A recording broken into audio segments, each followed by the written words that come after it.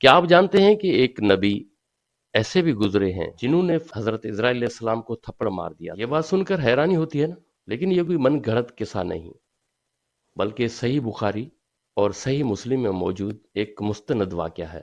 حضرت موسیٰ علیہ السلام اللہ پاک کے جلیل القدر نبی تھے۔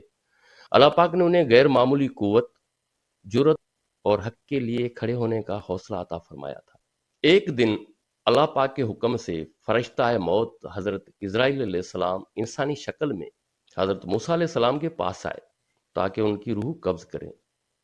حضرت اسرائیل علیہ السلام نے کہا، میں تمہاری روح قبض کرنے آیا ہوں، لیکن حضرت موسیٰ علیہ السلام یہ نہیں جانتے تھے کہ یہ فرشتہ موت ہیں۔ انہوں نے انہیں ایک عام انسان سمجھا جو ان کی جان لینے آیا ہے۔ یہ سن کر حضرت موسیٰ علیہ السلام فطری طور پر اپنا دفاع کرنے کے لیے آگے بڑھے اور غصے میں آ کر حضرت اسرائیل علیہ السلام کو تھپڑ مار دیا، جس سے ان کی آنکھ متاثر ہو گئی۔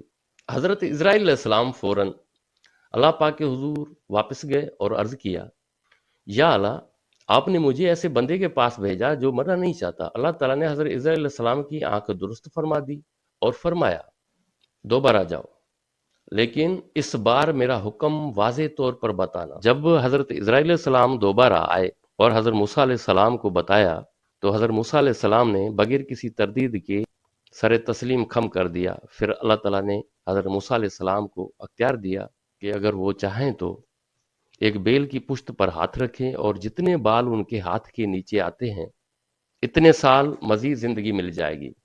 حضرت موسیٰ علیہ السلام نے پوچھا، اس کے بعد کیا ہوگا؟ فرشتہ موت نے کہا، پھر موت آئے گی۔ یہ سن کر حضرت موسیٰ علیہ السلام نے فرمایا، تو پھر ابھی بہتر ہے۔ یوں حضرت موسیٰ علیہ السلام نے اللہ پاک کے فیصلے کو خوش دلی سے قبول کیا اور دنیا سے رخصت ہو گئے۔ یہ واقعہ ہمیں سکھاتا ہے کہ انبیاء علیہ السلام بھی انسان ہوتے ہیں۔